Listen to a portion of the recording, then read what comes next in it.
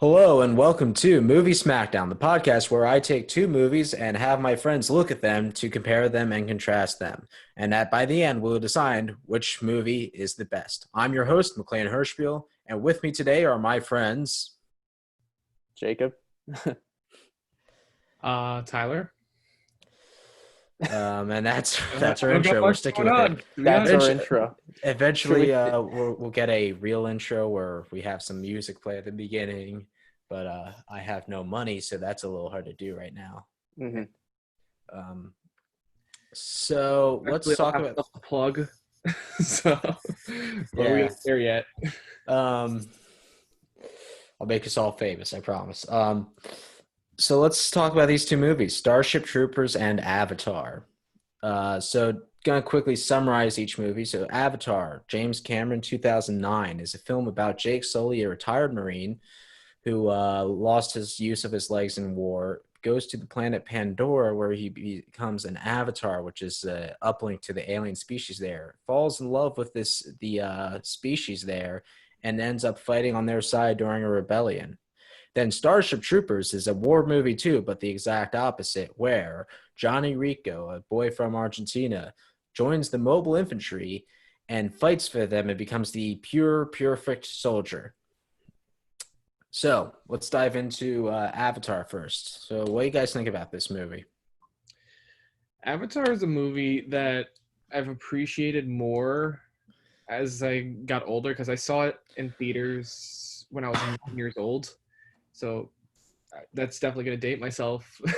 But it was something like that. It's visually stunning in so many ways, but for me as a 9 year old, I'm like, this movie's too long, blah blah blah, and never really uh stayed in my memory very much. But as I thought about the movie more as I got older, I've seen it like a couple more times. uh i I still have a lot of problems with it, but I think it's a very good movie. I think it's a shame that it isn't as remembered as it should be. But as many problems as I do have, I think there's a lot of merit in there. Mhm. Yeah, there's a lot to appreciate about the movie for sure. One of the things that I really like is how in depth James Cameron made the world. He was very clearly like passionate about the subject and about like fleshing out this giant alien planet. And I think a lot of the world building is actually really clever and really good. I take issue with a lot of the details in the movie and how it kind of dumbs itself down for like a younger audience. I kind of wish it didn't do that, but I understand why he did that. Obviously, I don't know. It's a difficult movie for me because on one hand, it is like there is a lot to respect, but on the other hand, there's a lot of like really weak writing, and the plot in general I just don't find very uh, interesting. I agree with you guys, but this is a fantastic world building movie. I think the world building is probably the best thing about it, and it's a shame there's actually not more like comics or anything that spun off of this because it was a wonderful Well, we're world getting a building. lot of sequels, so Eventually, yeah. yeah, ten Besides years that, from now. though, right now though, there's not much to talk about it. The thing I take issue with is it's forgettable. I mean, we watched this, all of us watched this incredibly recently, and I forget massive swaths of this movie. Mm. And this is the one movie where I feel like if I ask people, I get one or two reactions. It's like, oh yeah, I forgot about that movie, or do you mean the animated series? Mhm. Yeah. Because I think that's unfortunate. Like you have two very popular pieces of content with a similar name, and you have to clarify which one.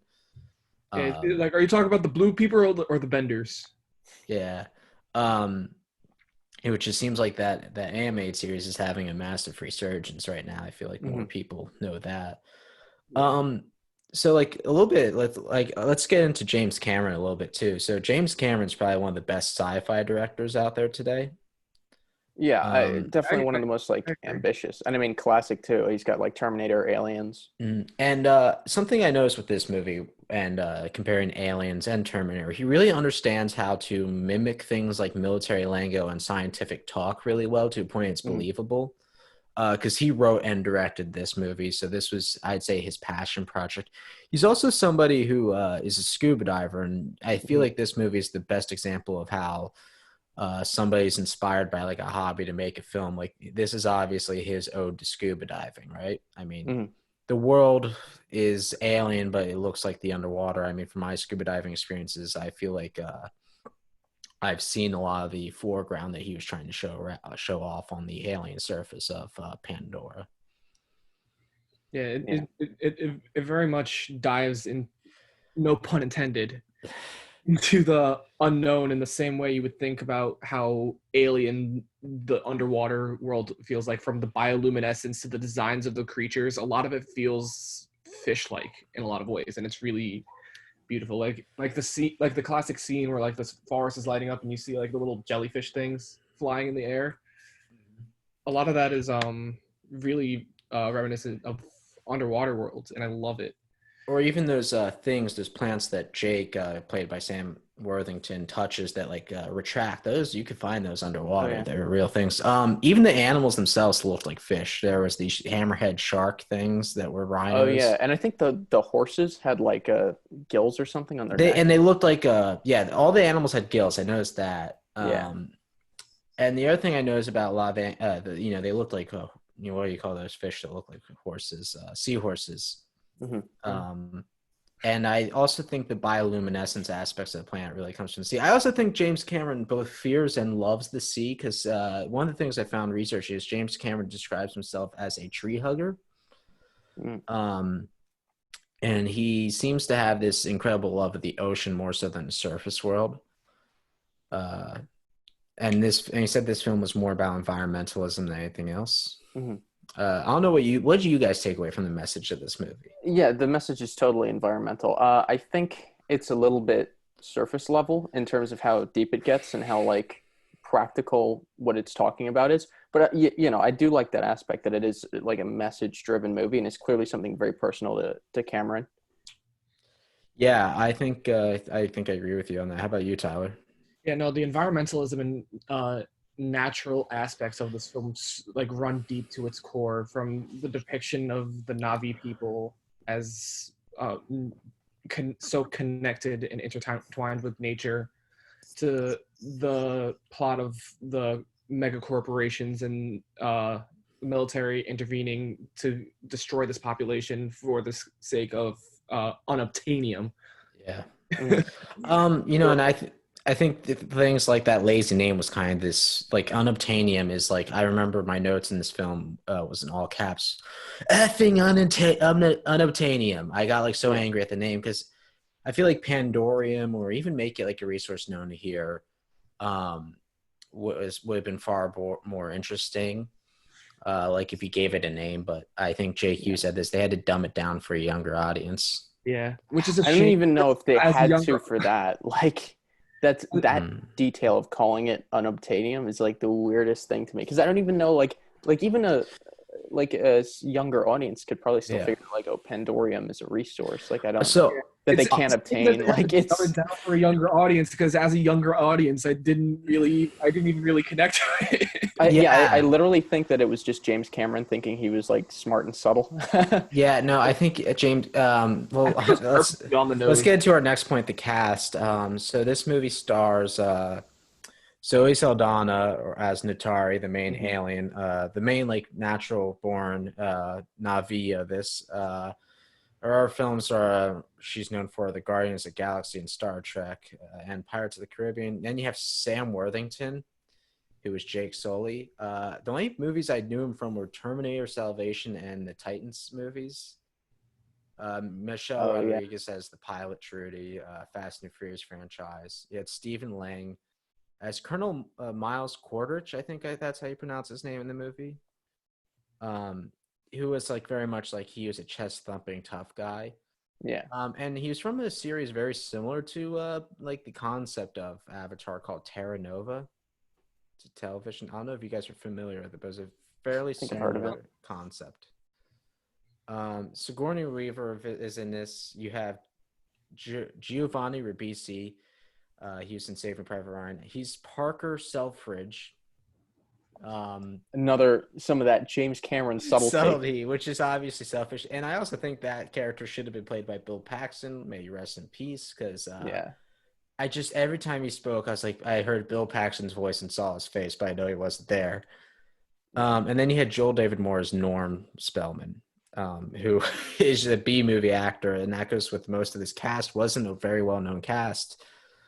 which I Uh, appreciate. yeah, no, I really Yeah. appreciate that, but at times it kind of works against. I feel like you can have an unknown For Sam cast. Worthington especially. Sam Like Worthington. I'm sure he's a great actor, but he really struggles in this movie. Yeah, I know. There are even points where like I could hear his Australian accent, which was Right. Yeah. a bit There's jarring. I think I sent you guys those deleted scenes, right? I don't know Mhm. if you got a chance to Oh, I didn't watch see any of them. them. But one of the deleted scenes, there's a bit of the video extra. And I wonder if like in early versions of this they were planning on using his Australian accent because he was going heavy with his accent. So I Maybe. kind of wonder if they were like, maybe we'll do, and then they said, well, American audiences wouldn't buy into it.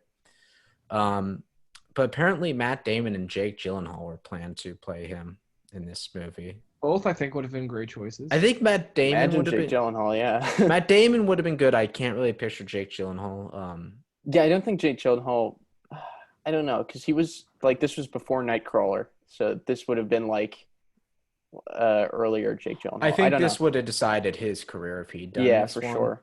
I think he would have probably ended up doing more sci-fi movies like this, but mainly because of The Martian, I think Matt Damon would be better than this because he purely puts more Yeah, effort Matt Damon would have into. been pretty good, I think. Um, yeah, and then I think there's one more thing I wanted to bring up here. Just looking at my notes.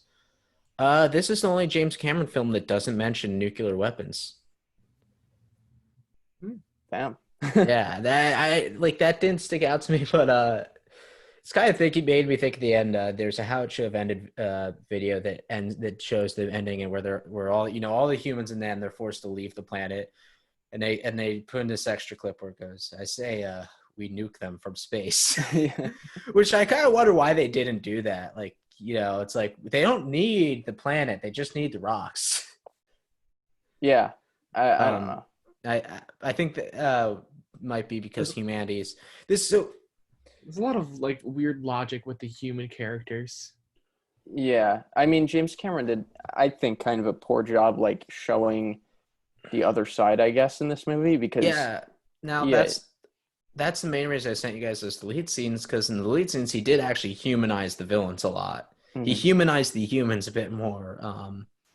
And he also did get rid of some good things that were to get rid of. So for example, there's a scene that shows like all these RDA soldiers who were slaughtered and they had arrows sticking. Tyler, you said you watched the lead scenes, right? Do you remember this part?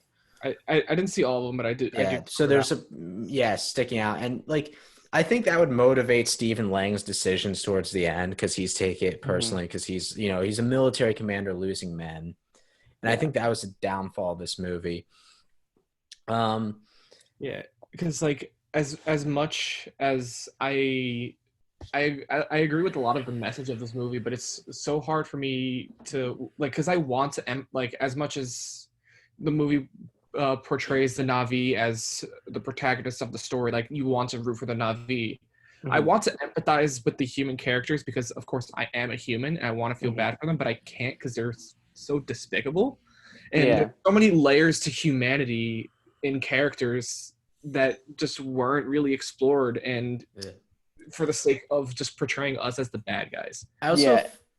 I think James Cameron is a bit hung up in the movie on like conveying his message, and he doesn't really create a constructive argument, which is like contrast to Starship Troopers, which is like you can walk away from that movie with completely different interpretations.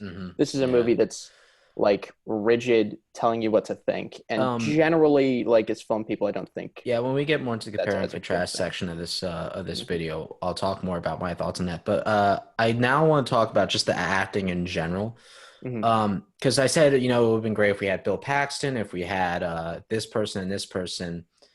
Let's talk. I talk about Big Fall. I feel like the acting was not good, and like I won't say not good because I feel like Mhm. they were giving effort, but I don't know if they were the performances that should have been.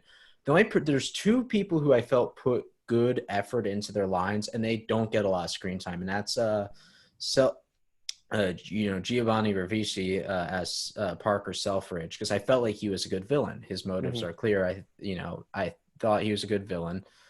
And actually the guy who plays Norm, I thought was, fairly good when he delivered lines. He had a proper emotion about himself for the type of character he was supposed to be.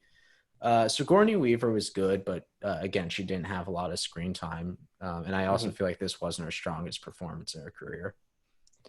Yeah, I don't think the issue is necessarily with the performances. Like, I think typically when I watch a movie and the performances are bad, I blame the director, not the actors. Though I don't know if it was even that. I think it might have been the writing because there's a lot Mhm.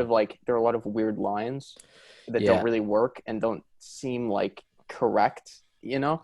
I And th- there are a lot of there are also like a lot of little things that don't really like character things that could have been changed. Like mhm. I said this before, but I think that the main character should have been Jake Sully's brother and not Jake Sully because his brother was like the smart Yeah. guy, Well, his knew brother about it. was a scientist that Yeah. was shot at mugging, and I talk about this a lot. Death shouldn't be random for no reason, and that just felt like a really. I get it sets up Jake Sully, but that death Mhm. sets up is just random in my opinion. Yeah, I just don't know why they didn't. I guess they wanted to create I guess he Hmm. had the idea of this character before, and he was like, "All right, this is the character I want to be our main." But I think the Hmm. movie could have been so much more thematically interesting if it was like a really smart guy who gave credence to the human argument. But I don't. Yeah. So now I'm actually going to switch to Starship Troopers because I want to start talking about the compare Mhm. and contrast. So Starship Troopers is a film that we all know and love. I was introduced to this film by a colleague at work, and I feel like a lot of people are introduced to this film because of the internet or because of a friend. Nobody really regards this film as a great film, but it has a very loving cult following. It is kind of Mhm. cheesy. So let's dive into our first thoughts on this movie. I only saw this movie for the first time a couple days ago for the purposes of this podcast. Um, And I was expecting because I've seen the posters and the posters look like highly cheesy. So I was kind of expecting like a PG-13 cheesy kids sci-fi B movie. No. Nope. People die. There's boobs everywhere. It's a lot. I feel like that could be a tagline for this movie. There's people die, boobs everywhere. It's a lot. I Um, did really like it though. Jake, how about you? What are your first thoughts on Um, probably? yeah, so I watched it in high school for the first time, and I remember being somewhat underwhelmed. I was just I didn't really catch on to the satire; it was a little dumb. And then I rewatched it for this, and I was like, "Holy shit!" This movie's fucking good. Well, especially now with the politics being the way they are. Well, yeah, not even that. This movie's message is pretty timeless. Mhm. It's the way it deconstructs militarism and the whole mindset behind people who are thrust into war to basically die, like people who sacrifice their lives for war. It's like the way the movie makes fun of those people, I think, is kind of brilliant, and it Yeah. does it in a way that's really clever.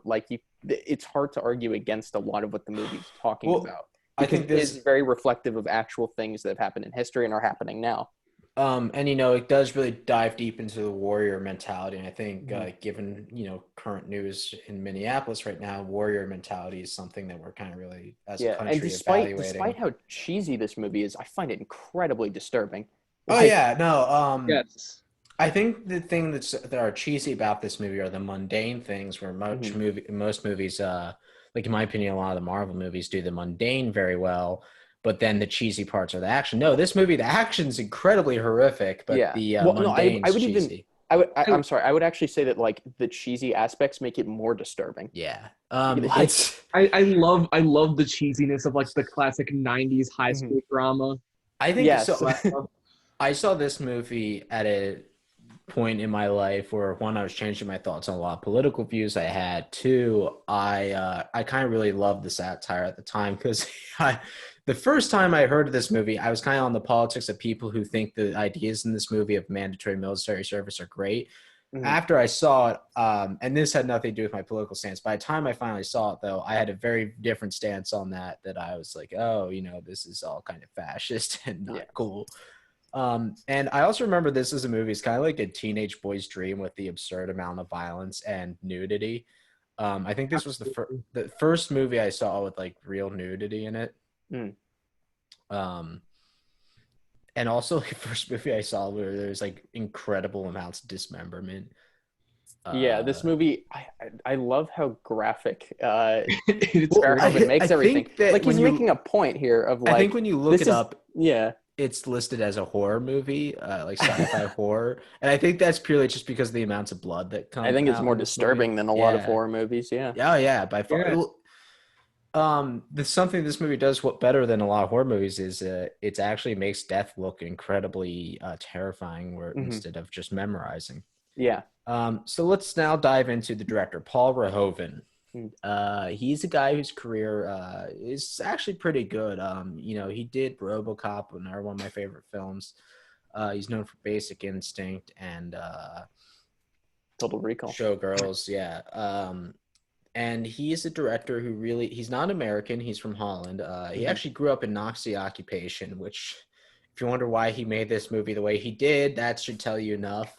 His backyard was literally a V-2 launch pad. So he had rockets bombing England from his backyard.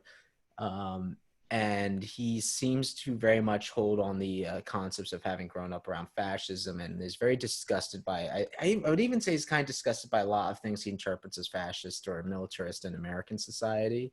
Mm. Well, Um, I think I was reading some of the trivia on IMDb, and I think he made the movie as like a critique of America, but mm, the writer wrote the script more as like a general critique of these yeah, ideas, not just specifically in America. So I think yeah. that's interesting how he and the writer had different interpretations of the Which screenplay. I think is sometimes interesting. I actually think is sometimes better when you have a different writer than the director, which is an interesting thing, compare and contrast, because one's a movie has a different writer and director, the Hmm. other one's written and directed by the same guy, Hmm. and that can be seen in the film itself.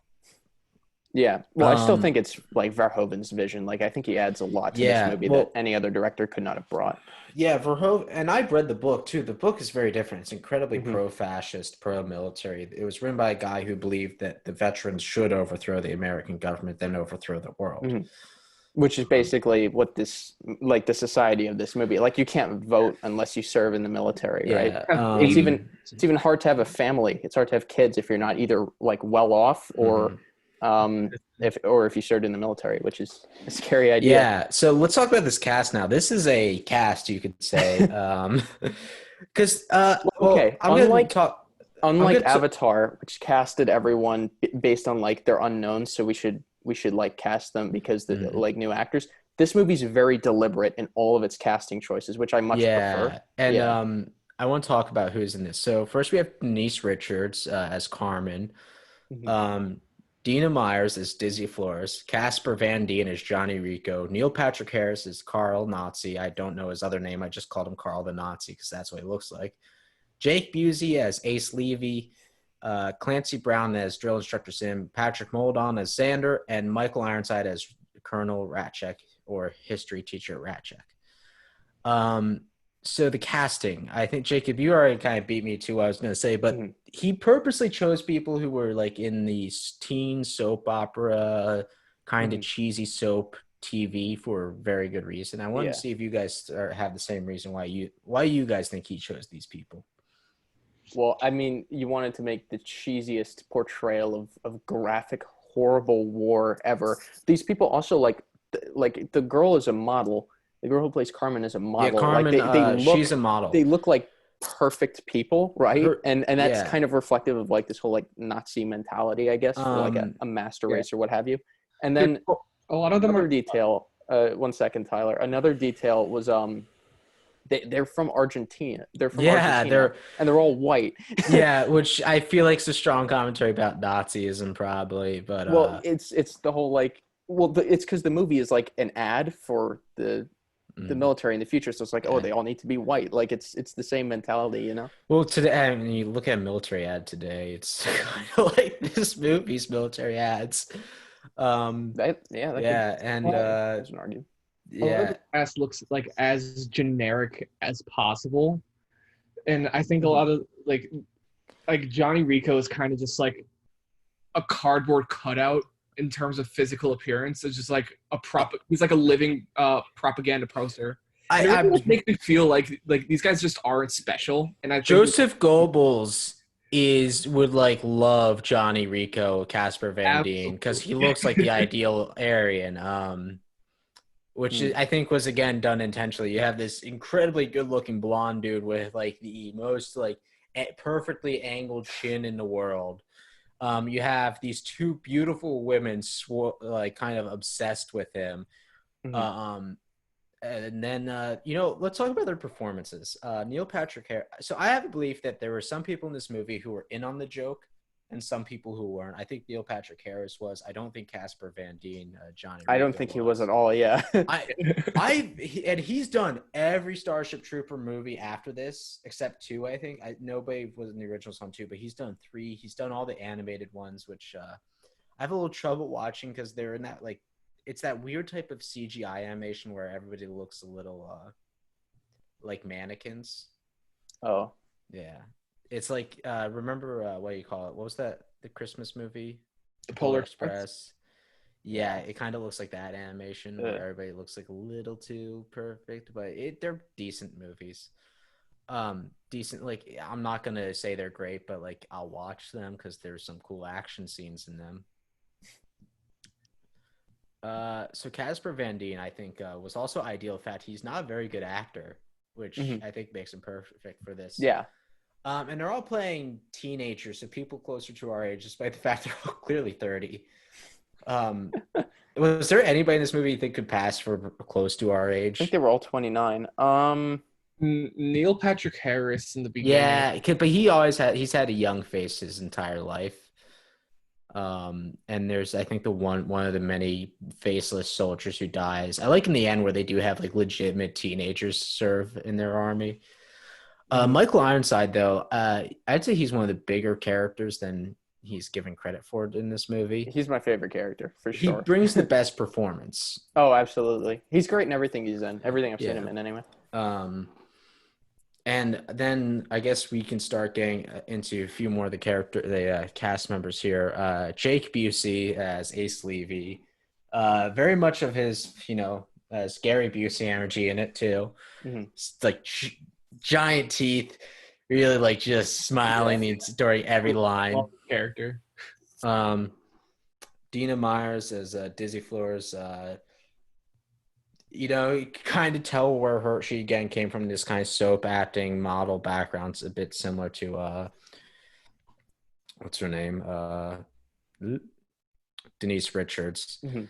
Um, so these aren't great actors, and that was done intentionally because there's no really great delivery of lines in this movie. Mhm. And there's actually like a lot of cameos for people who'd have pretty successful careers in this too. Mhm. Like one of the soldiers they join up with later on is in The Walking Dead, and he's like Yeah. a pretty steady character. There's the guy from Psych is one of the propaganda ads. Yeah. Um, I don't know if you guys knew this, but Clancy Brown, that the guy who plays Sergeant Zim, he is Mr. Krabs. Really? I did not know that. Oh No. my God. Uh, that's great. That's actually incredible. So our childhood had like a dude who sticks knives at people. So let's talk about comparing and contrasting these movies now. Let's talk about what we think each movie. Well, let's talk where we think these movies are similar. I'm gonna lead us off. They're both sci-fi war movies, Mhm. and to an ideal extent, they're both kind of propaganda. The difference is one's a satire propaganda, one is Yeah. I mean, it's a environmental message movie, which is like a form of propaganda. Mhm. Because there's positive propaganda, but then there's also negative propaganda, and we don't like to call the things that are positive propaganda propaganda. I feel like that's kind of where Avatar falls under. Yeah, for sure. Because like I think Starship Troopers is a movie that like knows it's very self-aware. Like it Mhm. knows exactly what it's doing and what the effect on the audience will be, or at least what the intended effect is. Whereas Avatar is very much just like I have this vision and I want to convey it, so I got to make some story to show off this world. And I don't know, I don't find that as interesting because there's not as much to intellectualize and think about after it's over. That's why you're left after Starship Troopers, you're left thinking about it a lot more than Avatar. Yeah. I think another difference between these movies too. So we're kind of getting the similarities and differences. Well, let's talk about similarity. Both these main lead actors are the dumbest characters to ever enter the existence of movies ever. And sometimes you have characters who are lead act. Like Luke Skywalker was never particularly bright, but he's Mhm. smarter than both these characters. Yeah. I'm gonna start off with Johnny Rico. I feel like he's a dumb character. He is simply a good-looking guy. He's okay at football, and he joins the military. He never makes a decision on his own in this entire movie. Hmm. He joins mobile infantry because he's in love with Carmen. He stays in mobile infantry because his home gets destroyed. He only has sex with Dizzy because Michael Ironside commands him to, and he Hmm. only even when he becomes a leader, he only rescues Carmen because Dookie Howser tells him to psychopathically, Yeah. um, which I think was Well, kind of he's like a grunt. He's meant to follow orders, yeah, which is the ideal which is soldier. perfect for the film. Yeah. Somebody who mindlessly follows orders. Now Jake Sully is a moron Yeah. with no redeeming qualities. I think the best decision anybody made was when the chieftain of the Navi people wanted to murder him right away, because that's good instinct. I would probably kill if Jake Sully showed up into my village of people. I'm like, oh, we should get rid of this guy as fast as possible. Um, and the reason I say he's an idiot is because he kind of doesn't do what he's supposed to do in this movie. He's supposed to seek a peaceful option, but completely forgets about that and just decides I'm gonna hang out with these blue people. Yeah. Yeah. He also there was so in the movie early on, a lot of the movie is done with narration, and I feel like Avatar, Hmm. that's a huge downfall of Avatar, the For narration. me, yeah. Um, and they explain they're doing it through video logs, which I've seen done well. Like The Martian, I feel like there's some Yeah, The similarities. Martian did it pretty well. Although just generally, like if you overload your Mm, movie with exposition, even if it's like voiceover, it's going to yeah. take away from a lot of the The viscerality of difference that's between The work. Martian and this, though, is The Martian did it because you only had one guy by himself for large periods Yeah, of right. time. You So have you to have needed a that. way to get his thoughts out Yeah, sure. because you can't go, hey, what are you thinking about? Well, no, how red this planet is. Mhm. Um, we need to have him talk. But so anyway, there's a part where he's doing the video log and he's looking at it, he says, oh, yeah. Anyway, I just talk at this because he's such an idiot. He doesn't know how to do a video log, Hmm. which most people who've had an iPhone or any type of video camera could assume you just talk and look into the camera, but he's an idiot and can't figure out how to do the simplest things. Hmm. Um, and also, like, his purpose, the only reason he is in this Avatar program is because he has the same DNA as his twin brother. Yeah. Um, so that's a like kind of something that annoyed me in this movie was he was a dumb character. I don't know what if you guys have the same agreement with me. He felt like a dumb character, but I don't Yeah, know. that's kind of why I think his brother should have been the lead, the Yeah, I main don't character. I don't really have any strong feelings towards Jake Sully. Yeah, I feel like that's a so. Like I don't like him that much, but I also don't actively hate him. He's kind of just a plot device. Like he is the main character, but like he doesn't feel like a character. He kind of just exists to move the plot forward. Yeah, well, I think that's a problem a lot of writers today have. Characters are not characters; they're plot devices. Hmm.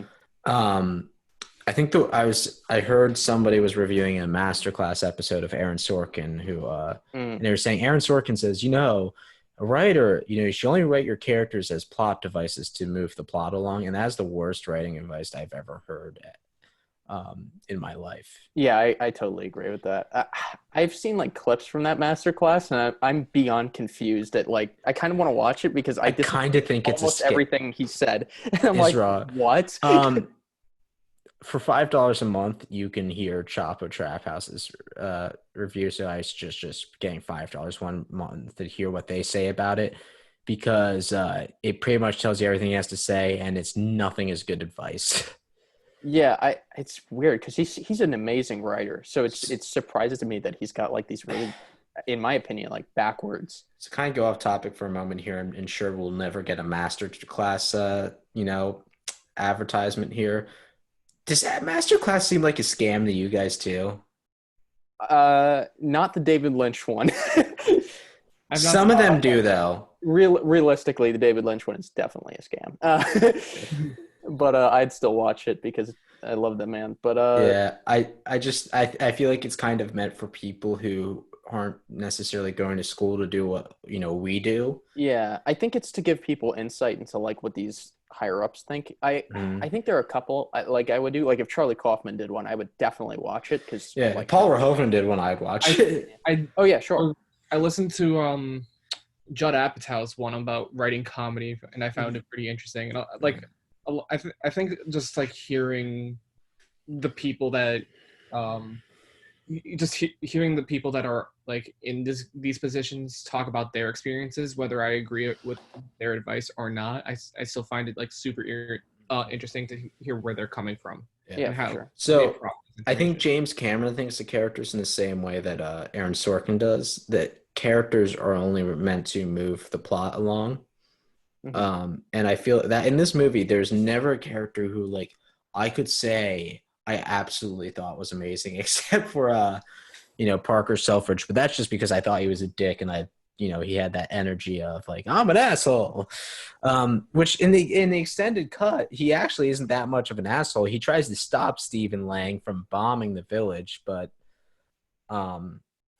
it's I feel like they did more, like there's a lot of things they cut out that I thought did more damage. And I think the big Hmm. problem was this movie focused too much on that Avatar focused too much on its training montage. Yeah, which I found to be like one of the weakest parts of the movie. I think you could have cut that out. Like that whole thing could have been cut out with like a really good edit. Yeah. And I feel like this is part James, and we had this other training scene in Starship Troopers where Johnny Rico is going through boot camp, and I feel like that was a bit better because that was used more as a plot device to learn about the characters. Yeah, Well, and yeah, no, I wouldn't also say events of consequence occur during those training yes. montages, Mhm. so it's relevant to the story to have those training montages. Like the live fire exercise, somebody dies. Yeah, Yeah, and Johnny exactly. Rico gets punished, and then he wants to leave, and then he's fine. And we also get the his ending relationship with Carmen in that. Like, but the Hmm. training montage, the training sequences, training scenes, honestly, in Avatar, I don't remember them. Hmm.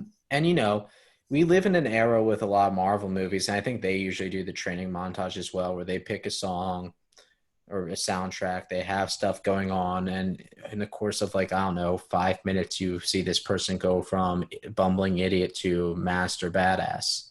Hmm. Um, I certainly think and this was after Iron Man, so maybe Yeah. they could take a cue or two from the editing of those types of movies.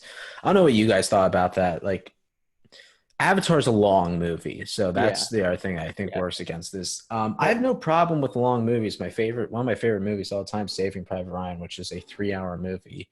mhm. Um, but in the other hand, I do have a problem when a movie is long, drug out, and boring. I'm gonna get shit for this, but I think The Irishman kind of had that problem Hmm. where I there's, disagree, but I can see like I've I, heard that Yeah, opinion, and I think it's valid. I Like also it's fair. disagree, but it's long. the Yeah, for way The sure. Irishman was released, it should have been broken up as a series. I think they did that with I Hateful agree. Eight, and I think they should have done Yeah, that. they could have done that for I sure. because there's also like The Irishman is a movie where like this is 3.5 hours, but there's also Mm. so much room for more. Hmm. And that's where I fall into in Avatar. It's so long, and there's just a lot where there's not a lot going on, Hmm. or there's a lot of repetition. Like, There's also potential for more too. So like when Yeah. you have all these segments where nothing is going on, but there is potential for a lot of really interesting things to happen. It's mhm. it's it's incredibly distracting. I think I'm like, why are we not seeing this? Why am I seeing this? Well, and then like I don't like so the film leads up to this big, huge battle at the ending, and for a movie that's about kind of environmental peace, I feel like it was very weird for it to end with war being the solution. Yeah. The movie just I'm not a big fan of like movies like ending with a giant battle. That always underwhelms me a lot. I much prefer like something introspective going on with the characters.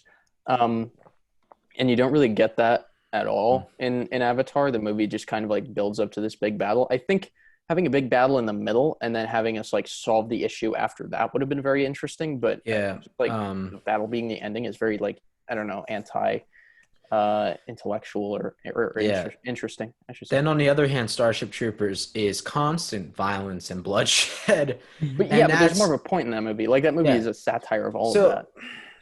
let's talk about like things we think work well for these movies. What do we think works well for Avatar?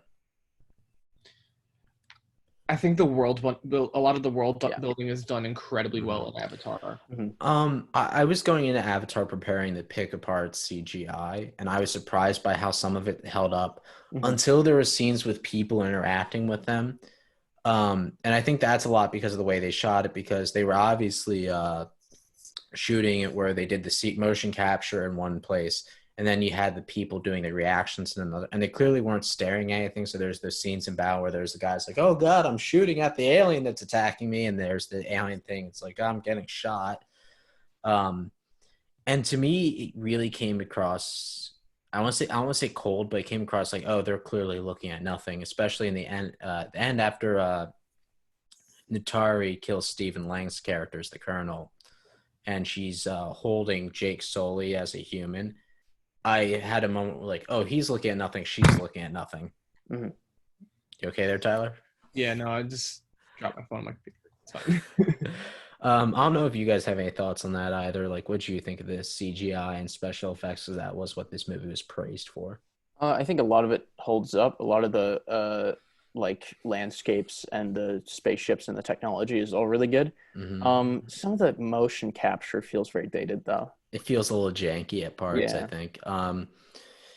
Yeah. think. James Cameron, God, does the man understand spaceships? But seriously, like the first spaceship we see in the very opening, that like big thing that they're all sleeping on with like the solar sails on it, is incredibly beautiful.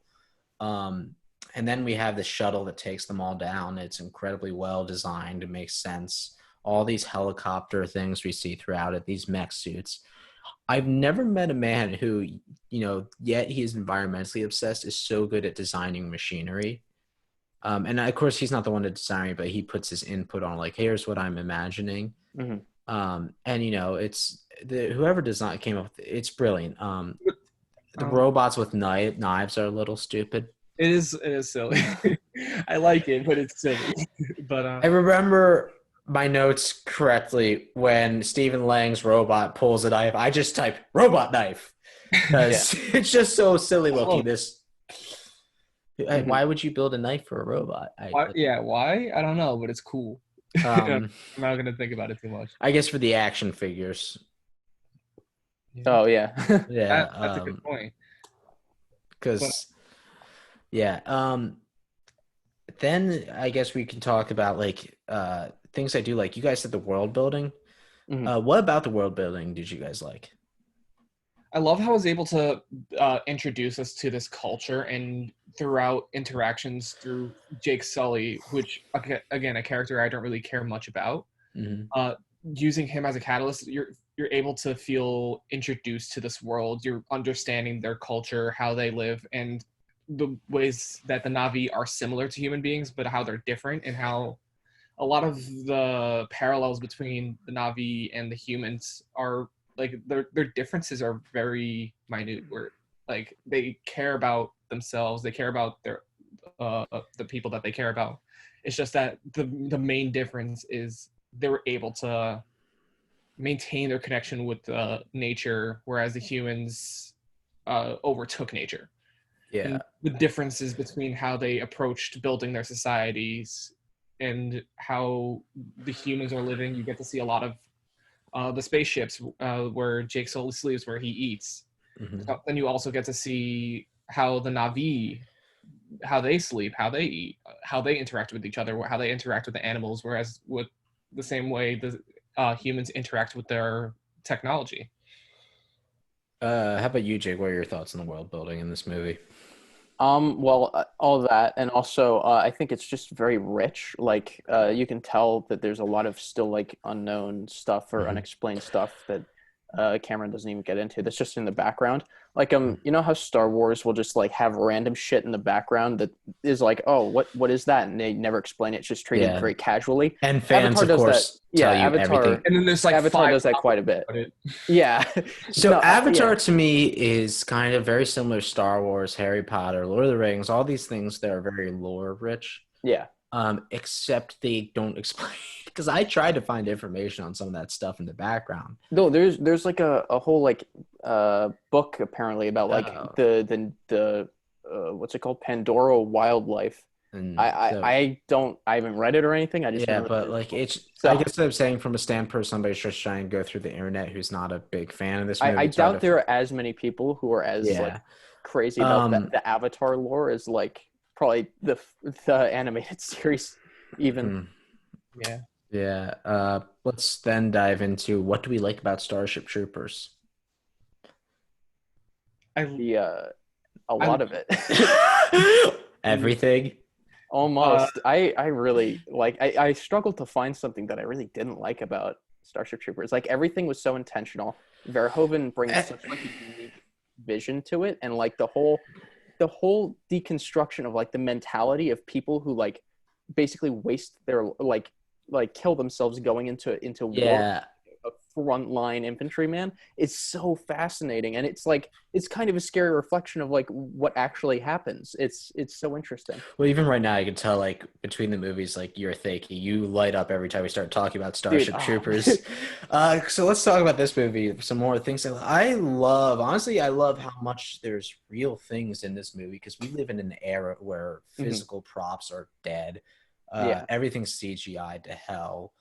And Yeah, the practical effects are this awesome. movie has little CGI, and the CGI that is there is janky, with the exception of maybe one Yeah. or it's two it's scenes. just it's dated for It's sure. day, yeah. I mean, I'm actually watching the prequels right now. And I hate watching them, and it's on the very same level.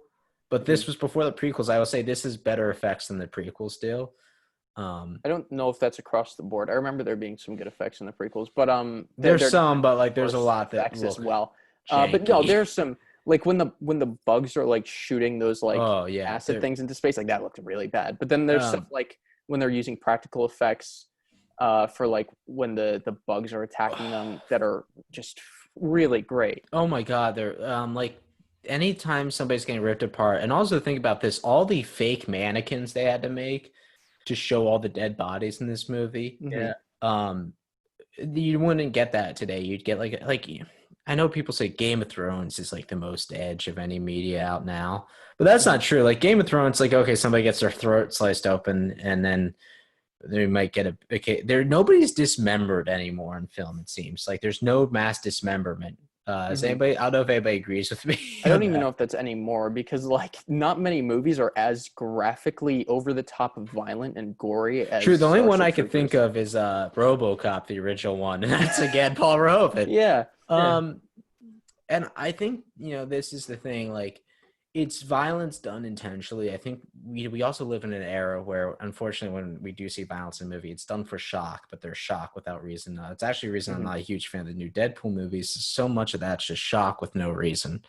Right. Yeah. Um, I honestly, and I also love like how everything's shaped. Like I love their armor is pretty much pointless, but they wear it anyway. I Yeah. love the decoration of Dookie Howser's Nazi uniform. It's basically a Nazi uniform. Yeah. And I love how the starships even have this fascist look where they're very big and blocky and kind of Yeah. they were built with purpose and not much with design intent, which is Hmm. very like kind of militarist or fascist or totalitarian way to go about it. And I also love like the story in this movie, Yeah. which they do things very subtly initially. Hmm. Like the fact it opens with a high school love story essentially is a really Hmm. interesting choice to me. I know people think that's the worst part of this movie, but I think that's an interesting choice. And Dookie Howser explaining he's psychic is done really well too. Yeah. That scene is like that scene is what like teachers should show like up and coming writers, like how do you write exposition? Don't, Mhm. because like they could have like if You're James a Cameron psychic. if James Cameron wrote this, he would be like, oh, you're a psychic or something like that. And in this movie, it's done. You have a scene at the beginning where it's Neil Patrick Harris and Casper Van Dien, and Neil Patrick Harris, he's got this ferret, and he's like he's like testing Van Dien to see, oh, are you a psychic? And we don't know exactly why. It's just a thing that people do in this world. And then he like tells his ferret, go bug mom, and he like it's like a close up of his face and then the ferret, and then the ferret goes up. And he's like, oh, what did you tell? And then Casper Van Dien is like, oh, what did you tell him? And from that, we can infer like, oh, okay, he's a psychic. He made it. So this is something I like about this in Ghostbusters, which we'll be covering next episode on Movie Smackdown. Is they kind of don't dive too deep into like the world itself. They just like, oh, psychics are a thing. This is an established thing that exists. Yeah. And I like nobody's amazed by something established because if we had psychics for like 30 or 40 years, we'd be like, oh yeah, cool. Tyler can read our minds, whatever. A lot of how that's introduced is super interesting because it's brought up just so casually. And not only the psychic thing, but just everything that happens in the world, like corporal punishment.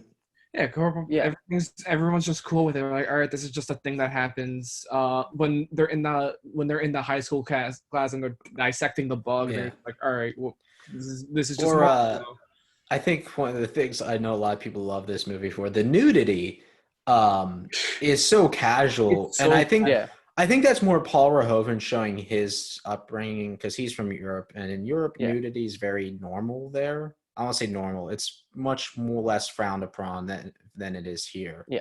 Because we have to keep in mind America's still very despite we think that how trashy TV and obscure it gets, we're very Puritan in our ways. Yeah. And there's I think it's a brilliant scene actually, the shower scene, because yes, there's all these naked people, but they're so blinded by this military structure they're in. They don't care about the beautiful naked bodies around them. They're only obsessed with how awesome it is to be fighting in this war.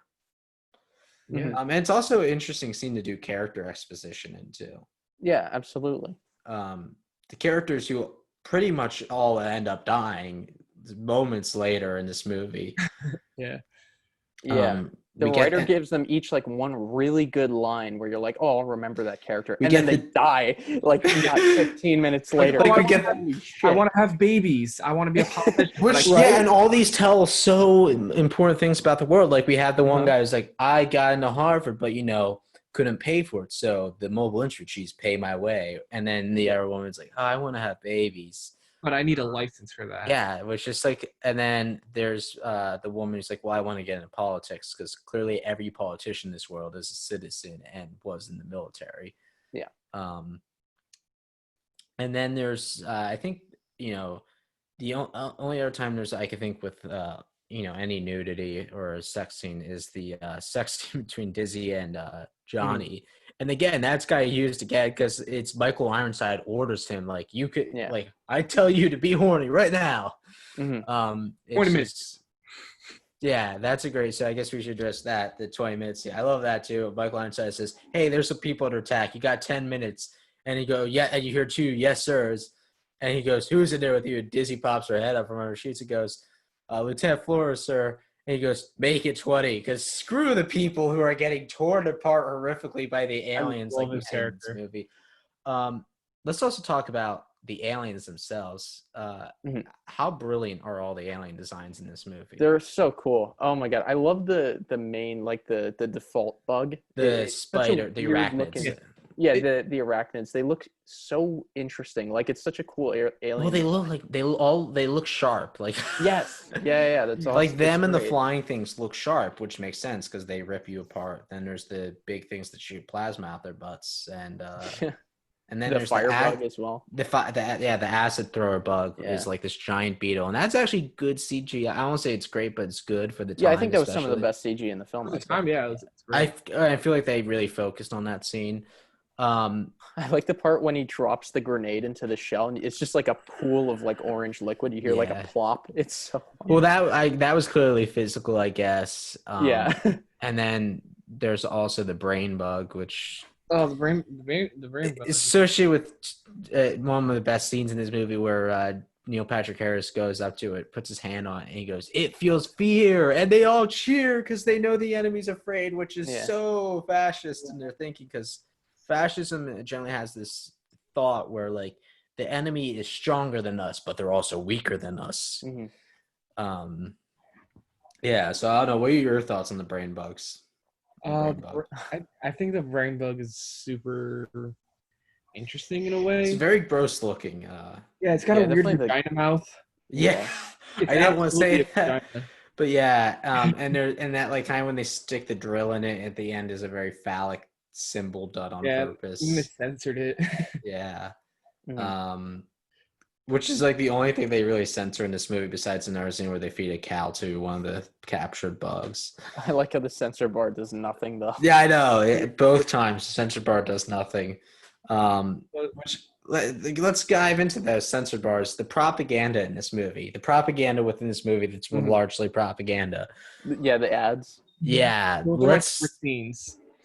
there's so much to talk about with those ads. Like, Yeah, they're part of what makes this movie, in my opinion, like so brilliant. um, and so I heard someone say, would this movie work without those ads? I don't Like, think so. I think the point would be. Ooh. I think you still kind of get the same movie. The point would be lost a bit more, though. Yeah, I think it'd be hard. I think they add so much that Mm-hmm. honestly, I don't know. Like, Yeah, it's I don't think I would have enjoyed it nearly as much. no, so like the ads are like first off, they literally took Nazi propaganda and copied that for like any of the scenes with the soldiers formed up and allied. And there's that part, I'm doing my part, and then there's like the freaking kid, I'm doing my part. They all laugh. There's another scene later on with kids where they're stomping on bugs because Stomping on this the is the roaches. enemy and we destroy the enemy. Mhm. There's my German impression that will surely offend someone. It's either going to offend Germans or people who think Germans are offensive. So, then there's this a part that really sticks out to me of all those like little propaganda bits. There's two parts that aren't like the military propaganda. Well, one's military propaganda where their soldiers show up to these kids and they're like, "Here's the guns we use," and the kids are all fighting over Oh who gets yeah. to Oh hold the my god, gun. that was one of the best ones.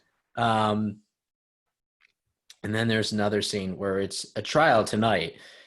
Criminal has convicted of murder. Guilty. Executions tonight at 6. On It's all like channels. so casual. Like, yeah, like they're so casual about it. It's not like kind of like we were talking about the psychic. Yeah, this is normal in this world. The people get killed on TV. You don't care about it. Yeah. Again, given recent events, that's like really relevant. Seeing death on video and whatnot.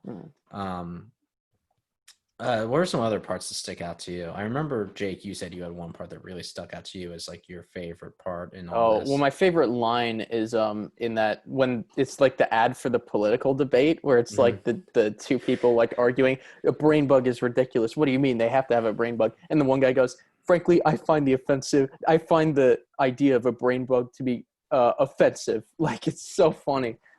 I love that scene. Yeah, that's probably my favorite line. Like, I just love the way he delivers it. There's actually a lot of really good like one-liners in this movie. Like the writer is really good at these like iconic one-liners. Like in RoboCop, there are a lot of really good ones. Yeah. Wow. I think he also wrote all the sequels to Starship Troopers. Yeah. What was? I think he directed all the sequels to RoboCop and Starship Troopers too. So that's a career to have. Yeah, right. Good on that guy. I would much rather be known for like 2 cult classics than like a few blockbusters. Yeah. What? There's one line, I forget what it was. What's the line when like the first time the acid bug shows up? There's like this iconic shot, and he says a line. I don't know. It doesn't matter. I can't think of it. Oh, we should talk about that. Reminds me, one of my favorite weapons in this, the shoulder-mounted nuke. Oh, yeah. How cool are those scenes? Anytime they use that thing, it's like, oh, this is the coolest thing ever. Also, something our country really tried to do called the Davy Crockett gun. So American. Thing. I know. The Davy Crockett gun. It was going to be shoulder-mounted nuke gun. I can't think of anything I'm down. more. See, like the big robots with swords. That's pretty cool. But is it a nuke? Is it a shoulder-mounted nuke? Not quite. Ooh, do we think that who would win in a fight? The people in Starship Troopers, or the humans in Avatar? Ooh, I feel like the people in Avatar, because we're not seeing all their military forces. would probably win. They're also Because better at strategy, and they don't Yeah. send Yeah. Wave droves of tactic. people to die. They would win just by fact they have some common sense of strategy.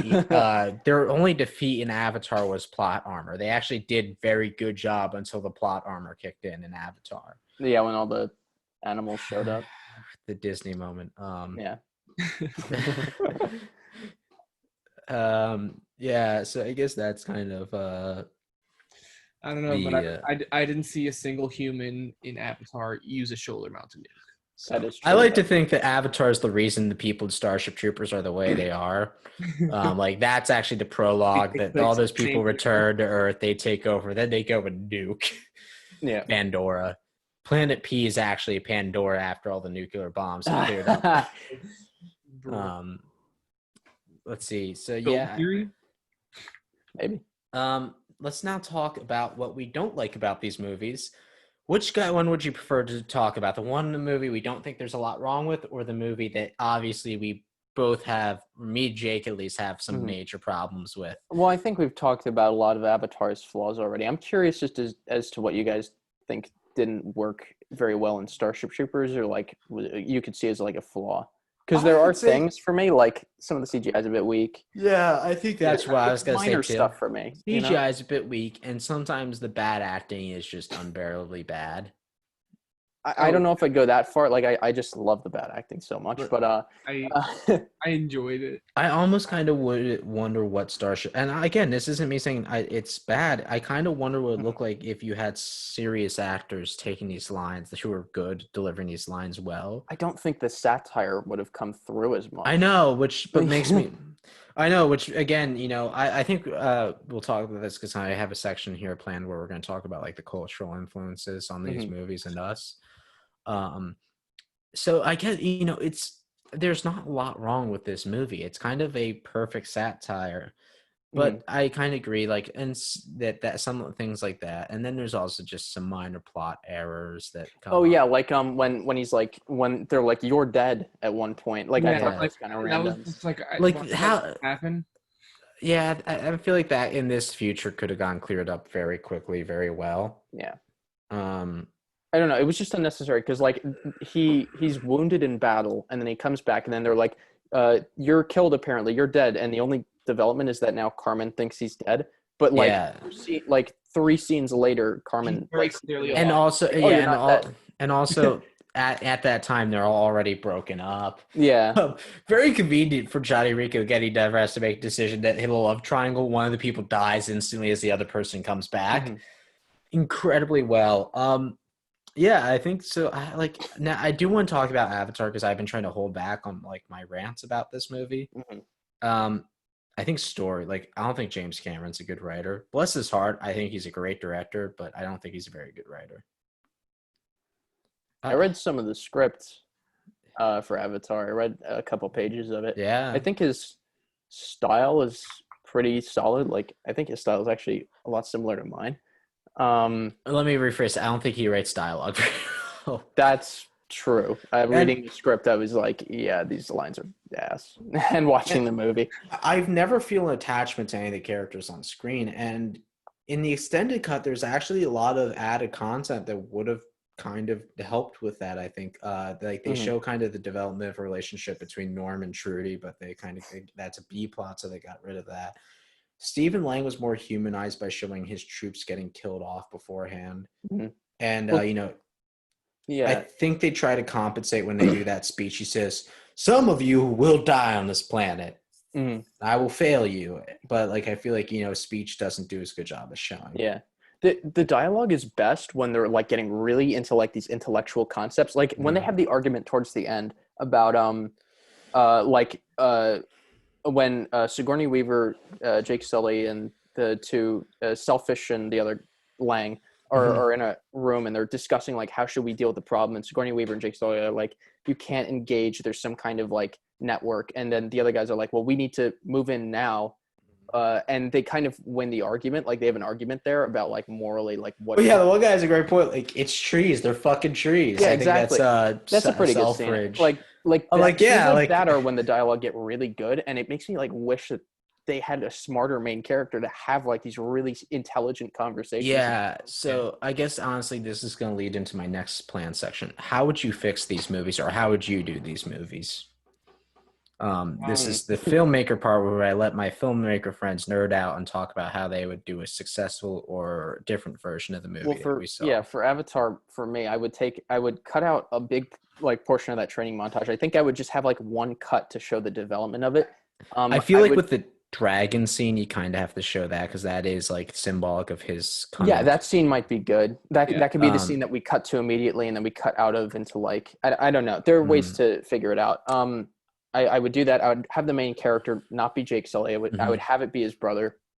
I don't think I would start on Earth. I think I would start with him arriving at Pandora. Like they did.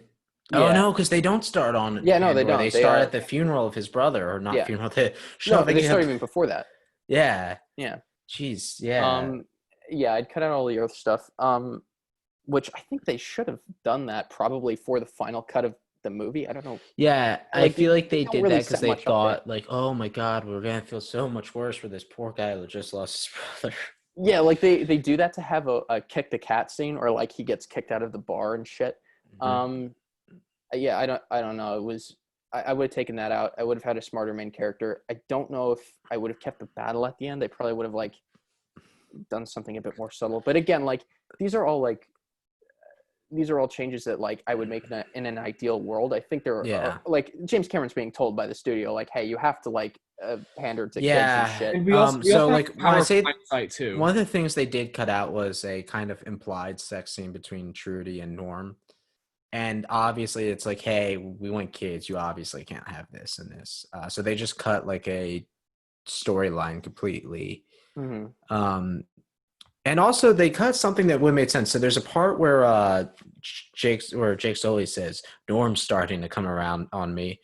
And it doesn't make any sense because there's been no like arguments or anything between them. But there's a scene they cut where him and Jake Sully get an argument because, what's her name? Grace Sigourney Weaver sending Jake in to go negotiate with the people. He says, this is bullshit. You're sending the freaking Marine. I've like spent hours and days and years training to do this. It's bullshit. You're just saying the guy who has 0 hours of training doesn't understand the language of the people at all in. It's a fair argument too. And I feel like that would have been better to keep in. Like, yeah, you have this dude who is a scientist, is like kind of prepared. Maybe have him be a little pissed off. Maybe have him betray them. That would have been a good thing to have, maybe even. Yeah, I don't know. How about you, Tyler? How would you fix Avatar? Yeah. So obviously, again, we have the power of hindsight, so we know how the movie plays out and how people react to certain things. So, of course, in the moment, as I'm making this movie, my judgment on how I would fix it might be different. Well, we're almost just saying like, it's an ideal world. Like we're completely in the ideal world. Like I agree with a lot of like the changes that I would make to Jake. With a lot of the changes that Jake said he would make. But the one thing is like I do want to see a little more of Earth. I wouldn't have done it in the same way that the movie did do it, but I really want to flesh out the desperate situation that the humans are going through. And what, like, we understand the conflict there, but I really want to get more time on seeing what the society on Earth is like and why they're so desperate for unobtainium. Yeah, if you want to get, like, really artsy, you could do, like, a 4-hour epic where, like, the first hour is on Earth. It's, like, Interstellar, and they show how desperate the situation. The next 3 are on Pandora. It could be, like, Space Lawrence of Arabia or something. I don't know. Yeah, I also think it would have been a more interest. So I guess how I would fix it, I think I would have made it instead of going after resources, they were trying to live on the planet. And I think the battle would have been in the middle, and my ending would have been them trying to figure out how to coexist. Because I think that would have been, like, one, it would have been more sympathetic for the humans, maybe have 2 side story here. Yeah. And 2, maybe give some, and I kind of feel like that's what they're going to end up doing in these later sequels, is there will be a peaceful resolution that humanity doesn't die, because humanity is going to keep coming back because we know they're in a desperate situation. Yeah, so that's I feel like that's going to be something that comes up in the later movies. So anything else you do to fix Avatar you guys could think of? Stephen Lang as the villain, like, I mean, not talking about his performance, because he does fine as like the tough military guy. Colonel. Yeah, he does a good job playing that role, but someone in his place, I'd rather have more of a sympathetic character. Well, apparently originally, uh, let's see. I think someone else was no, I sorry, I left this part out. Also something I forgot to mention. What's her name? Grace. The character of Grace is a self-insert for James Cameron, and Weaver would make fun of Jim, saying that, "Oh, I'm playing Jim today," because that's how James Cameron sees himself, apparently. So I don't know what you guys can take away from that, but do as you please with it. All right. How about Starship Troopers? How would you guys do Starship Troopers? Um, The same. Change nothing. I don't know what I would like that's my issue. Like I don't think it's like a 10 out of 10 movie, but I do think it's like a great I would say it's a great film. Like I don't know what I would do differently. I think it's such a personal film to Verhoeven, and there's so much that like I wouldn't touch it. I think it deserves I credibility. am kind of It's like asking the you, how work would of you art. paint the Mona Lisa right now, I guess. Eyebrows. Better eyebrows. Let's see. I guess the one thing I'd say I'd do to change is just like update it. I feel like if somebody just even did like an updated version would be good. Yeah, like update I the. always hear rumors of a TV show is for HBO. There should be a TV show. I would be so down for a TV show. Yeah, like I hear, but like I've this is a rumor I've heard for like 10 years, and then we just get another animated movie sequel. There is a video game coming out, which leads me to our next subject, which is cultural influences in these movies. What do you guys pick up from like knowing about seeing these movies in culture, pop culture? I can say there's surprisingly, I feel like there's a lot more cultural influence from one than the other. Mm-hmm. Yeah, Um, I think Starship Troopers generally leaves a bigger impact on people, but I don't think as many people have seen that as Yeah. Avatar was just so huge when it came Yeah. out, and I don't think anybody's forgotten. Um, It's There's forgettable, but I don't think anybody's fiscally, forgotten. they put a lot into advertising Avatar, and like even so, in other IPs around it. Like, do you guys know that Disney has a theme park dedicated to Avatar? Because I didn't realize that until researching this that exists. Yeah. Yeah. And that kind of makes sense. It's a very interesting world. Then there's the other thing. We have these Avatar sequels coming up. They're coming out so much later in the movie was released. Which, Yeah. how do you guys feel about the idea of watching an Avatar sequel? I'm down for it. Like if it came out sooner, I'd feel like it'd make more sense because like at this point it's been so long Yeah. since the first one. Like Yeah, the it's sequel 11 coming out years. next year. Yeah, that's Yeah, next year it'll be over 11. It's gonna be 12 years by 12 then. years. Yeah. I'm just so curious as to where. Yeah, like I'm There's so much not. storytelling potential there. And Yes. I mean, this is a movie where I want to see it, not because I think it's going to be good, because I will just be interested to see how they do it. Yeah. And I could potentially see this as a movie I'm going into by myself, like as an empty theater movie. I don't think the theaters will be empty at all. Maybe think- not. I think there's going to be a huge ad campaign the second they finish. Like the second the first trailer drops, there's going to be a massive amount of hype. The thing is, I think guarantee it. Cameron has like a contract, regardless of how any of these following up movies do. There will be sequel. Apparently, they have to do all 5 of his movies. And Like, this is gonna sound silly because it is silly. It's just especially like around the time where like Infinity War and Endgame were coming around, so many people turned against Avatar just because they wanted those movies to be the #1 movie at the box office. well, I think we're in the era of toxic fan cultures too. Yeah. I think Avatar is better than Endgame. Just gonna throw it out there. Yeah, you know what? I haven't seen Endgame, and I have not been motivated to. And I like the last one I saw was Civil War, and I'd say Avatar is better than most of them. Yeah. And why? It's because it's original. I've seen enough of the freaking superheroes. I've seen enough of them. I've seen Captain America throw his shield enough times. I've seen Tony Stark create a new suit of armor enough times. I've seen Thor throw a hammer enough times. Well, yeah, and the biggest thing that Avatar has going for it is that it's super ambitious, and that James Cameron puts so much passion into it that it's hard to like watch it and not be like awed by what you're seeing, And the even if fact it isn't that, like the best written film. and something I don't like about Disney having kind of these cycling out movies, the Star Wars, is they were changing their directors a lot. Yeah. And I'm a huge Star Wars fan. I haven't seen the Last Jedi, not the Last Jedi, the Rise of Skywalker, because I just haven't been Oh, you don't interested. need to.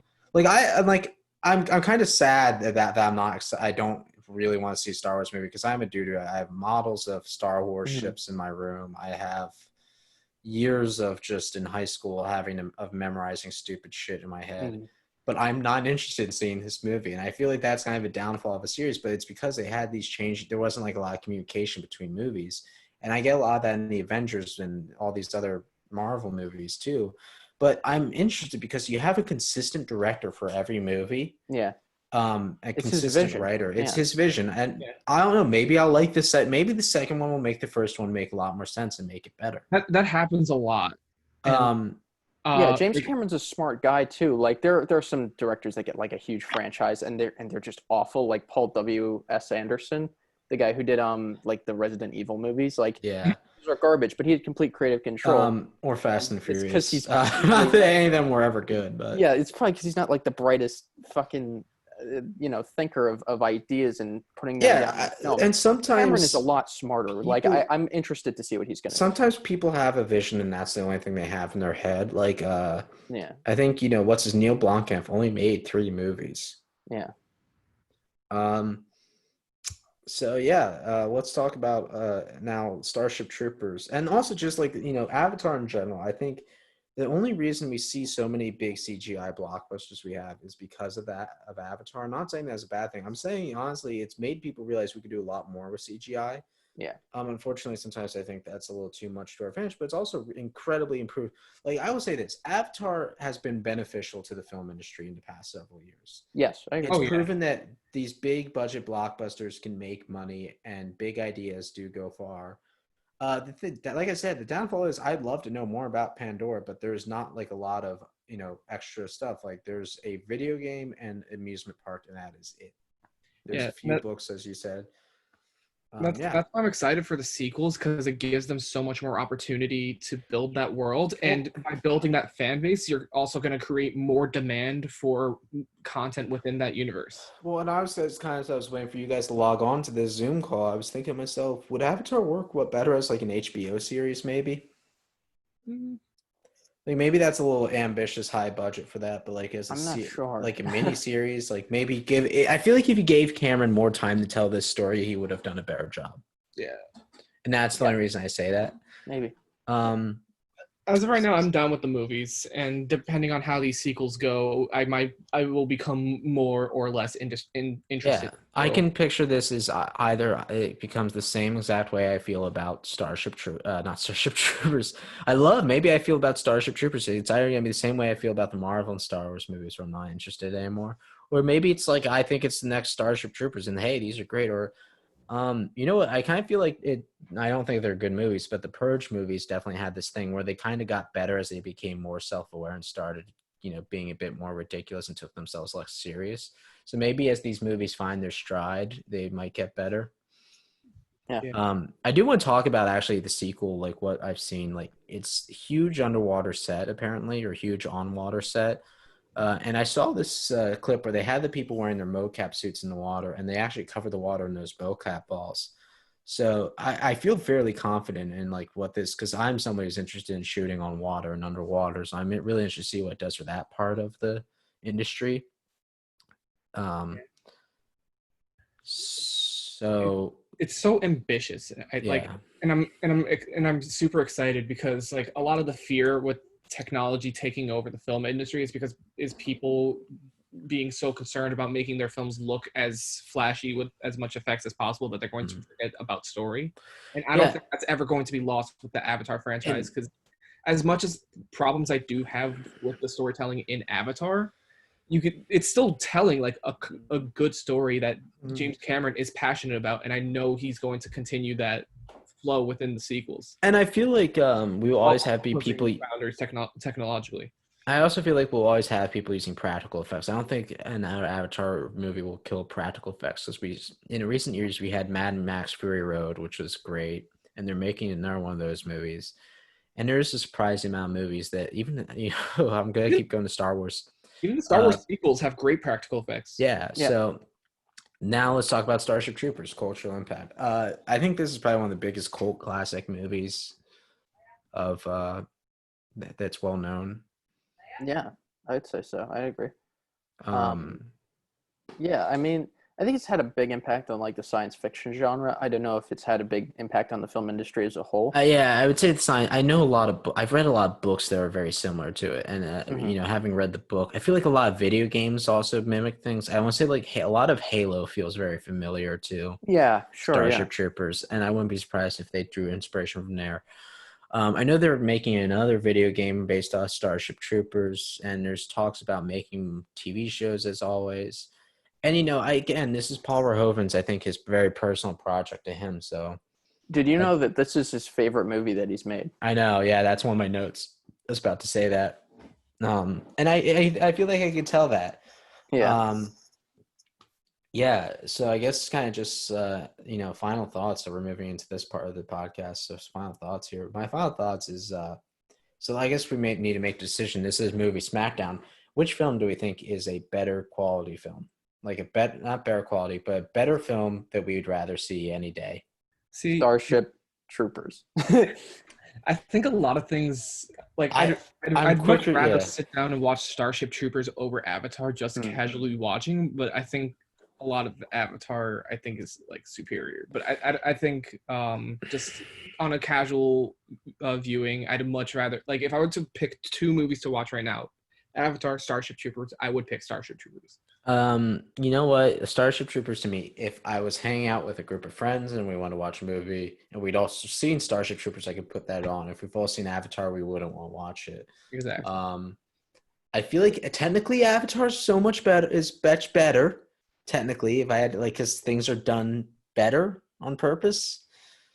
Um, so technically, like if I was like a technical math teacher, I'd have it given A, B, C. I think because the technicalities, Avatar's better. Um, but on the other hand, I'd much rather watch Starship Troopers any day of the week. I've seen it about 20 times now, and I still enjoy it every time I watch it. So yeah. Any final thoughts you guys have on these movies? I just wish it did not have the same name as the animated series. I was wondering, do you think that worked against people remembering this movie? Yeah, Absolutely. 100%. Yeah. What? Wait, Um, what other? I wonder what's another title that it could have had? Pandora. Jake Sully.